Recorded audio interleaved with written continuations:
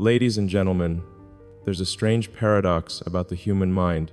The same brain that can design rockets capable of escaping Earth's gravity can also struggle to express a simple sentence like, "I love you." It's fascinating, isn't it? How one of the most powerful forces in our universe, love, can be the very thing that brilliant minds find hardest to talk about. Today, I want to explore something that many have noticed, but few have understood: why some of the most driven people on the planet, the innovators, the builders, the visionaries, often avoid talking about love altogether, and what that silence really reveals about the way our minds handle ambition, fear, and vulnerability. To understand this, we have to start inside the brain, not the heart. Love isn't just an emotion, it's a neurochemical event. When you fall in love, the limbic system, especially the amygdala and the nucleus accumbens, lights up like a city at night. Dopamine surges, oxytocin bonds, serotonin stabilizes. It's a biological orchestra that rewards connection, trust, and safety. But here's the paradox. The same reward system that makes love so intoxicating can also make it terrifying for those who live under constant high-performance pressure. Think about it. If your brain is wired for survival through creation, to solve, to build, to optimize, love introduces an unpredictable variable. It can't be engineered, controlled, or scheduled. And for a mind obsessed with control, that's chaos. Many great innovators develop what we call emotional compartmentalization, a neurological adaptation that allows them to isolate emotion from decision making. It's not coldness, it's a defense mechanism, because emotional unpredictability can feel like a threat to mission focus. The human prefrontal cortex, the command center for logic and reasoning, learns to override limbic impulses over time. That's how someone can endure 120-hour work weeks, constant public scrutiny, and high-stakes risk without collapsing. But there's a cost. The more you strengthen the circuitry for control, the weaker the emotional spontaneity becomes. In neuroscience, we call it adaptive suppression, when your brain learns to silence feelings that interfere with survival goals. So, when someone like Elon Musk, or any extreme visionary, avoids talking about love, it's not because they don't feel it. It's because the wiring that enables them to dream on a cosmic scale also mutes their ability to express vulnerability without perceiving it as risk. It's not absence of love, it's protection from it. Let's trace it back to early psychology. Most high-achieving individuals develop an internal model of love early on, often shaped by instability, loss, or the relentless need to prove worth. Their nervous system learns that love is conditional, that affection must be earned through excellence. So, they chase goals, not intimacy. They pursue perfection, not connection. Because somewhere deep down, their brain equates love with danger, an emotional variable that can derail their mission. This creates what I call the emotional paradox of genius. The same dopamine system that fuels their innovation also becomes addicted to achievement itself. Every rocket launch, every new company, every victory, it's all a biochemical substitute for affection. Success becomes a form of self-soothing. The applause replaces intimacy. The mission becomes the partner. The work becomes the home. But there's a deeper layer, the neuroscience of silence. When a person repeatedly avoids emotional expression, the neural pathways associated with empathy and verbal connection begin to weaken. Not disappear, but go dormant. The brain literally reallocates energy away from social, emotional processing to analytical prediction and problem solving. It's a shift in neural economy. And yet, despite this reprogramming, love remains, buried but alive. Because love isn't optional, it's primal. The human body cannot function without emotional connection. Oxytocin, for instance, regulates stress hormones and even immune function. People deprived of emotional intimacy experience higher levels of cortisol, disrupted sleep, and cognitive fatigue. The body keeps asking for love even when the mind denies it. So imagine the internal conflict for someone whose life revolves around engineering, science, or vision. They know that emotion can cloud judgment, yet their biology keeps whispering for connection. That whisper becomes guilt. Guilt becomes suppression. suppression becomes identity. Until one day, love feels like an intrusion rather than a necessity. When such individuals do fall in love, they experience it differently.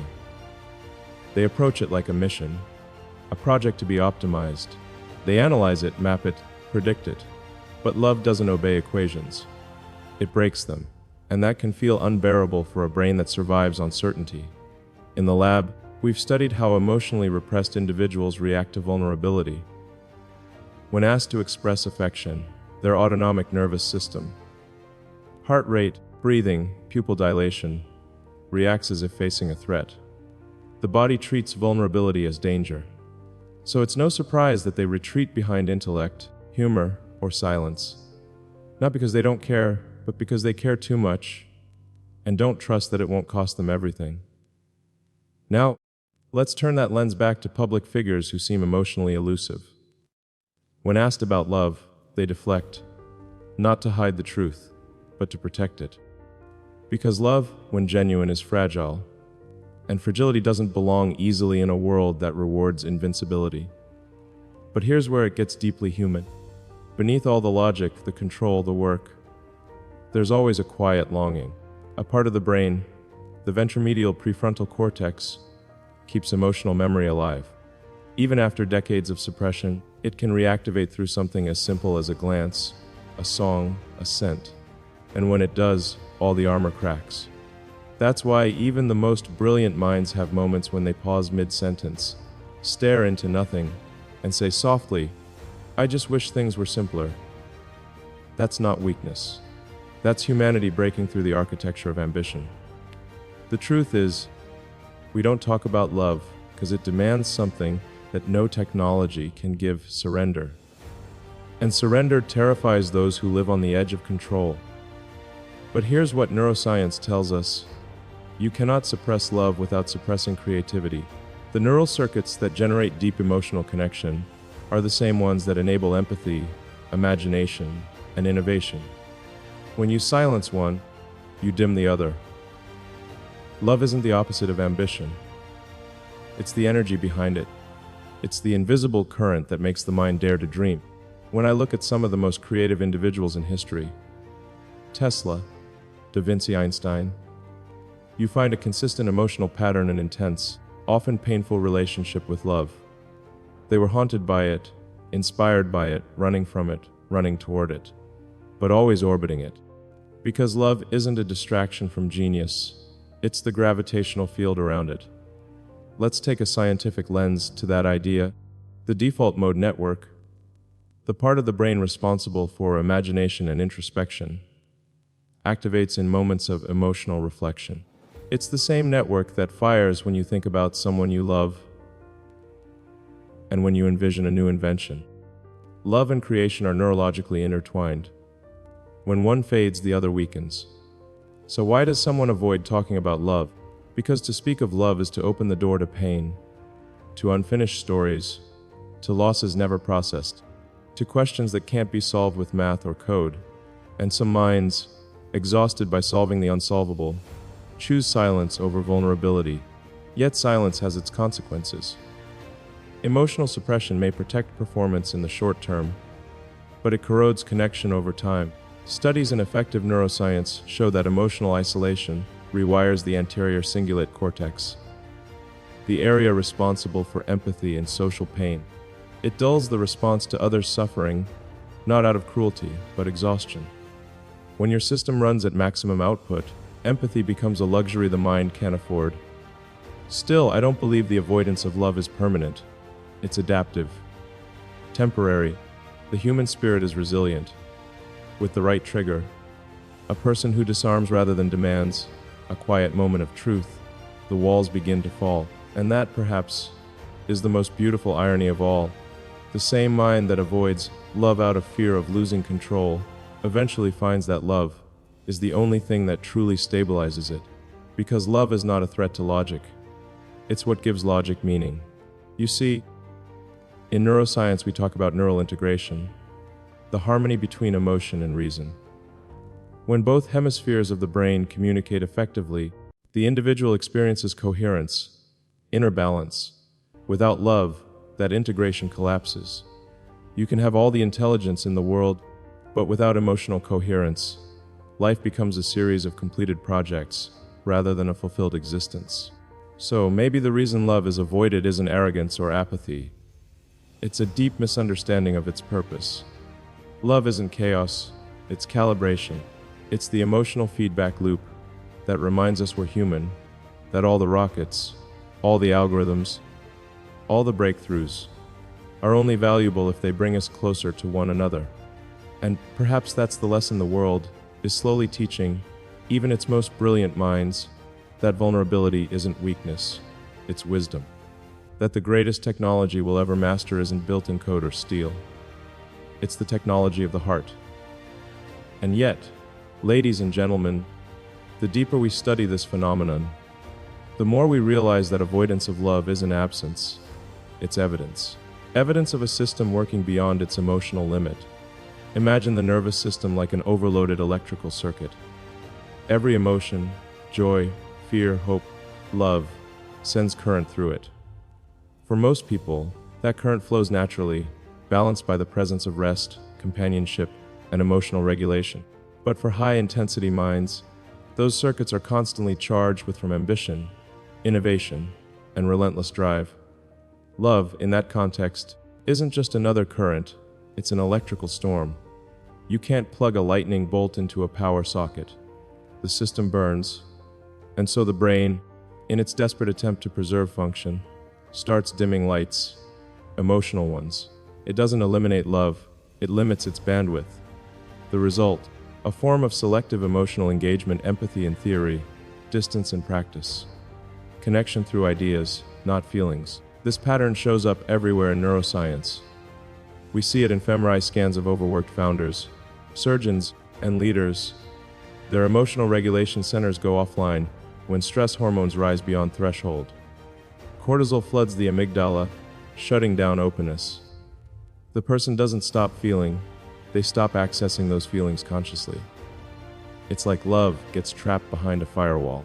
But here's the beautiful part. That firewall isn't indestructible. In fact, the human brain was designed to heal through connection. Oxytocin, often called the love hormone, isn't just for romance. It literally rewires neural circuits damaged by chronic stress. When you hug someone, laugh with someone, or even recall a comforting memory, oxytocin dampens amygdala activity and restores balance in the prefrontal cortex. It's biology's way of saying, you're safe now. You can feel again. And yet, for those who've built their lives on independence and control, that safety is hard to trust. Their brilliance comes from a constant low-level tension, the friction between doubt and determination. They rely on that friction like an engine relies on compression. So when love arrives and threatens to dissolve it, they panic. They confuse calm for loss of purpose. That's why so many visionaries quietly sabotage intimacy. Not because they want to, but because peace feels foreign, even dangerous. In psychological terms, this is called trauma of safety. When your nervous system is accustomed to chaos, tranquility feels unbearable. You seek storms to feel alive. That's why some of the brightest minds return to work, to conflict, to creation, because love, in its stillness, exposes the self beneath the armor. And that self is often a mystery they haven't dared to meet. I've spoken to countless innovators who describe love as distraction. But what they really mean is that it's a mirror. Love reflects the parts of you that no success can fill. It forces you to confront your own emotional poverty. And for people who've spent decades building empires from nothing, facing that void feels like failure. There's a neurological term for this: cognitive dissonance. It's when two conflicting truths exist in the mind simultaneously. I need love to be whole, and love threatens my focus. To reduce that dissonance, the brain suppresses one truth, usually the emotional one. But dissonance doesn't disappear, it accumulates like static under the skin. Eventually, it manifests as burnout, apathy, or restlessness. You've seen it before, the genius who achieves everything yet seems perpetually unsatisfied. That's not greed. That's emotional withdrawal syndrome, the psychological hangover of chronic detachment. In neuroscience, there's a phrase I use often: emotion unexpressed is cognition impaired. When feelings are trapped, the prefrontal cortex starts compensating, overthinking, overanalyzing, overplanning, to fill the silence left by emotion. That's why some of the most intelligent people spiral into mental exhaustion. They're not overworking, they're over-controlling. And love, with its chaos and softness, represents everything they've trained their minds to suppress. But here's what fascinates me most: the human brain remembers love. Even if ignored, its traces remain in the hippocampus, coded in neural patterns of warmth, smell, touch, voice. Years later, a single sensory cue can reactivate those dormant emotions, flooding the system with both ache and awe. I once spoke with a physicist who hadn't spoken of love in 30 years. Not since a heartbreak in his 20s. When I asked if he remembered her, he smiled faintly and said, "Every equation I've written since was trying to explain her absence." That, right there, is the neuroscience of longing, when intellect becomes an elegy for emotion. And that brings us to something deeper: the reason we must not shame emotional avoidance, but understand it. For some, silence is survival. It's how they stay functional in an overwhelming world. But science is clear: you can't indefinitely separate intellect from emotion. They share neural substrates. Creativity depends on empathy. Without emotional resonance, even the most advanced mind becomes an algorithm running without input. Let's ground this in biology. When you experience love, your vagus nerve, which connects the brain to the body, activates a state called social safety. Heart rate slows, blood pressure stabilizes, immune function improves. It's the physiological opposite of fight or flight. This is not metaphorical, it's measurable. Love literally heals. It restores the body to homeostasis. But when love is suppressed, the opposite occurs. Chronic stress keeps the body in sympathetic overdrive. In that state, no matter how much you achieve, your nervous system still believes it's unsafe. That's why many high performers describe feeling empty, even in success. This emptiness isn't psychological failure, it's biochemical exhaustion. The system is starved of oxytocin and serotonin, the very chemicals that signal fulfillment. Work, ambition, money, status, they stimulate dopamine, the molecule of pursuit, not satisfaction. Dopamine gets you to Mars. Oxytocin lets you feel at home when you get there. Without it, every victory feels strangely incomplete. I often tell my students that love is the universe's original technology. Before we built machines to connect us, biology did. Millions of years of evolution refined this emotional circuitry to keep us bonded, resilient, and alive. When someone avoids love, they're not defying nature. They're delaying alignment with it. And yet, there's hope in that delay. Because avoidance implies awareness. You can't avoid what doesn't exist. If someone avoids love, it means they've felt its gravity. It means they've glimpsed its power and chosen distance out of awe, not denial. That's not coldness. That's reverence in disguise. Let's not forget that love, too, can be overwhelming. It demands self-abandonment in a world that prizes control. It asks us to be soft in an era that rewards armor. For a person whose mind was forged in the furnace of challenge, that surrender can feel like disintegration. But it's not disintegration. It's integration, the merging of mind and heart into one coherent intelligence. That's where true genius lives. Not in the separation of intellect and emotion, but in their union. Some of the greatest leaps in human history came from that union. When Newton wrote about gravity, he wasn't just writing physics, he was writing poetry disguised as math. When Einstein described relativity, he spoke of beauty, of wonder, emotional language cloaked in scientific thought. Every great discovery is, at its core, a love letter to the unknown. So when someone avoids talking about love, what they're really doing is avoiding exposure to their most human dimension. They fear the loss of edge, the dilution of focus. But in time, every mind discovers that edge without empathy is brittle. Focus without affection fractures. Progress without presence becomes hollow. The challenge, then, is not to force such minds to talk about love, but to invite them to feel safe enough to rediscover it. Through presence, through trust, through patience. Love, for them, is not a word, it's an environment. And only when they sense that environment will their defenses begin to lower. What does that look like? It's quiet.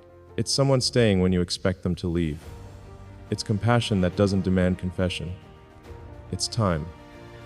Time softens neural rigidity. Time teaches the brain that safety and surrender can coexist. Over time, even the most guarded hearts recalibrate. And one day, that same person who once avoided love entirely may find themselves speaking of it, hesitantly at first, then with awe. Because the truth is, love never leaves, it waits. You see, love is not a variable in the equation of life. It's the constant, the speed of light for the soul. Everything else bends around it. Even the minds that run from it are, in their own way, orbiting it. That's why the most rational explanation for love is irrationality itself. It defies optimization because it is the optimization, the ultimate state of human coherence. So perhaps the real reason someone avoids talking about love is that words simply aren't enough. Love is not a concept to be spoken, it's a state to be remembered. The language of love isn't speech, it's frequency. It's in the pauses, the eyes, the resonance between two nervous systems synchronizing in silence. And maybe that's the greatest irony of all. The person who avoids love most fiercely may understand it most deeply. Because you cannot run from what you do not know. You only run from what you felt so profoundly that it changed you forever. So when the world asks why he doesn't talk about love, maybe the answer is simple: some truths are too sacred to translate. Some feelings belong not in interviews, but in the quiet moments between chaos. In the unseen, the unsaid, the unguarded. Because love, ladies and gentlemen, doesn't need to be announced to be real. It just needs to be lived. Silently, fiercely, faithfully. In the spaces where words fail and humanity begins. And maybe that's where the real genius lies. Not in the rockets, not in the code, not in the numbers, but in the simple, fragile courage to feel. Because in the end, the only force powerful enough to take us beyond ourselves is love.